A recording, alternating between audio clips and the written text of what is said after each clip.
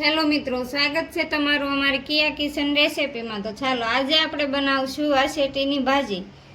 તો વાસેટીની ભાજી આપણે આ જાતે જ જંગલમાંથી વીણીને લાવેલા છીએ અને વાસેટીના વેલા પણ આવા હોય છે અને એના પાન પણ આવા હોય છે અને આ આપણે સહેલાઈથી નથી મળતી। આ આપણે કોઈ પણ જગ્યાએ ડુંગરાવાળી જગ્યા હોય ત્યાં મળી રહી છે। તો આ રીતે આપણે વાસેટીની ભાજી બનાવશું અને આ રીતે આપણે એને સાફ પણ કરી લઈશું।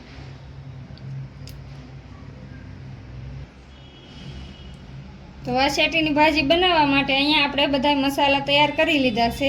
તો મસાલામાં અહીંયા આપણે 1 ચમચી હિંગ લીધી છે, 1 ચમચી આપણે ધાણા જીરું પાવડર લીધું છે, લીલા ધાણા લીધા છે, વઘાર કરવા માટે આપણે જીરું લીધું છે અને નમક લીધું છે, 1 ચમચી આપણે હળદર લીધી છે અને અહીંયા આપણે ખાંડેલું મરચું લીધું છે અને લાલ ચટણી લીધી છે અને લીલા મરચાં લીધા છે, 1 ટમેટું સુધારી લીધું છે, લસણની કળી આપણે ફોલી લીધી છે, 1 કાંદો આપણે સુધારી લીધો છે। તો હવે આપણે ભાજીને આ રીતે આપણે સાફ કરી લઈશું। સાફ કરીને આ દાંડલી એની અલગ પાડી લઈશું અને ફૂલ આપણે આ રીતે ડીશમાં અલગ પાડી લઈશું। આ રીતે આપણે સાફ કરવાની છે। ફૂલ લઈ લેવાના છે અને એના ઉપરના ભાગના દાંડલા હોય એ આપણે અલગ કરી લેવાના છે આ રીતે।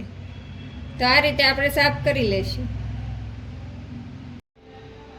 તો ભાજી સરસ આપણે સાફ કરી લીધી છે। તો હવે આપણે વઘાર કરી લઈશું। હવે અહીંયા આપણે ગેસ ચાલુ કરી અને આ કઢાઈ લઈ લીધી છે, એમાં આપણે વઘાર કરી લઈશું। તો એમાં આપણે તેલ એડ કરી દઈશું। તેલ આપણે આ ભાજીમાં વધારે જોઈએ છે, કોઈ પણ ભાજીમાં આપણે તેલ વધારે જોઈએ છે। તો તેલ ગરમ થાય ત્યાં સુધીમાં આપણે ભાજીને ધોઈ લઈશું। અહીંયા આપણે પાણી એડ કરી અને 2 પાણીથી આપણે ધોઈ લઈશું।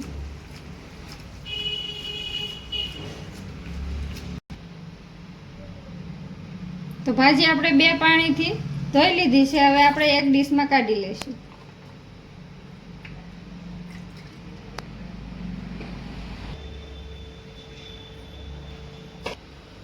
તો તેલ ગરમ થઈ ગયું છે। હવે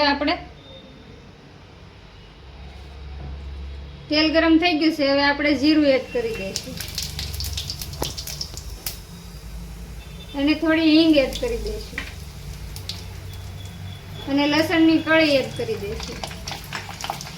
લસણની કળી આપણે બ્રાઉન કલરની થાય ત્યાં સુધી આપણે સાતળી લઈશું।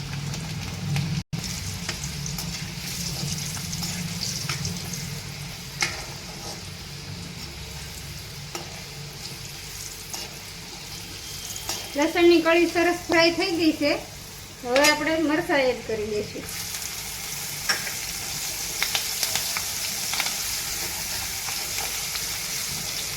લીલા મરચાંને પણ આપણે 2 મિનિટ સુધી સાતળી લઈશું।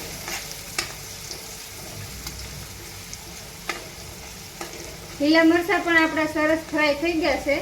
તો હવે આપણે કાંદા એડ કરી દઈશું। કાંદાને આપણે બ્રાઉન કલરના ન થાય ત્યાં સુધી આપણે સાતળી લઈશું। તો હવે આપણે ટમેટા એડ કરી દઈશું।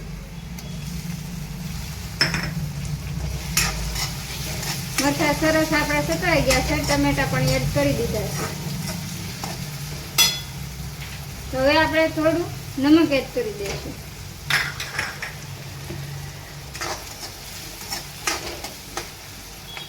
અને હવે આપણે આ ભાજી એડ કરી દઈશું।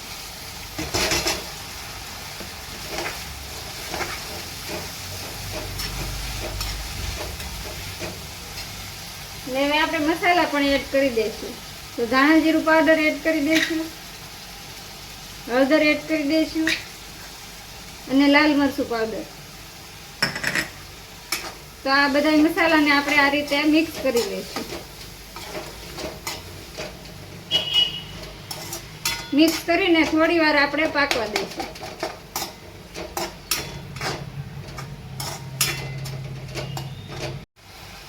તો આ રીતે આપણે ભાજીને પાકવા દેવાની છે, કેમ કે આમાં પાણી આપણે એડ નથી કરવાનું।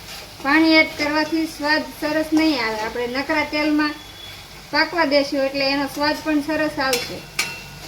તો પાણી આપણે બિલકુલ એડ કરવાનું નથી, તેલમાં ફ્રાય કરવાના છે આપણે.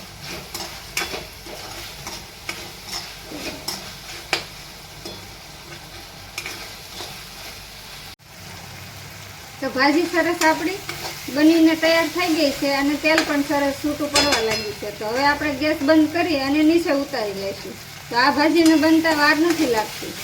તો હવે આપણે ગેસ બંધ કરી દઈશું અને નીચે ઉતારી લઈશું. તો ભાજી આપણે નીચે ઉતારી લીધી છે. હવે આપણે લીલા ધાણા એડ કરી દઈશું. લીલા ધાણા એડ કરીને આ રીતે આપણે મિક્સ કરી લઈશું. તો હવે આપણે એક પ્લેટમાં કાઢી લઈશું અને આપણે રોટલા અને લીલા મરચાં સાથે સર્વ કરીશું. તો અહીંયા તમે રોટલી કે ભાખરી કોઈ પણ સાથે સર્વ કરી શકો છો. તો તમને કેવી લાગી મારી રેસીપી? મારી રેસીપી પસંદ આવી હોય તો લાઈક કરજો, શેર કરજો અને સબસ્ક્રાઈબ કરવાનું ભૂલતા નહીં. કોમેન્ટ કરીને જણાવજો કેવી લાગી વાસેટીની ભાજી.